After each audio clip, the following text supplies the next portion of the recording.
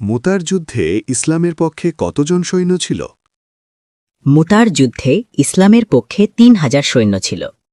মুতার যুদ্ধে ইসলামের পক্ষে কতজন সেনাপতি ছিলেন এবং কে কে? মুতার যুদ্ধে ৪ জন সেনাপতি ছিলেন। ১ হজরত জায়েদ ইবনে হারেসা রাদিয়াল্লাহু তাআলা আনহু।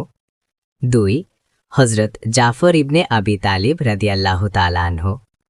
৩ হজরত আবদুল্লাহ ইবনে রাওয়াহা রাদিয়াল্লাহু তাআলা আনহু। ৪ হজরত খালিদ বিন ওয়ালিদ রাদিয়াল্লাহু তাআলা আনহু। মুতার যুদ্ধে কতজন সেনাপতি শহীদ হয়েছেন এবং কে কে? মুতার যুদ্ধে ৩ জন সেনাপতি শহীদ হয়েছেন।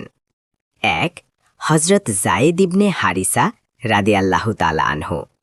২ হজরত জাফর ইবনে আবি তালেব রাদিয়াল্লাহু তাআলা আনহু। ৩ হজরত আবদুল্লাহ ইবনে রাওয়াহা রাদিয়াল্লাহু তাআলা আনহু। মুতার যুদ্ধে কোন সেনাপতির নেতৃত্বে মুসলিমরা জয়লাভ করেন? খালিদ বিন ওয়ালিদ রাদিয়াল্লাহু তাআলা আনহুর নেতৃত্বে। মুতার যুদ্ধে কতজন সাহাবী শহীদ হয়েছেন? মুতার যুদ্ধে ১২ জন সাহাবী শহীদ হয়েছেন।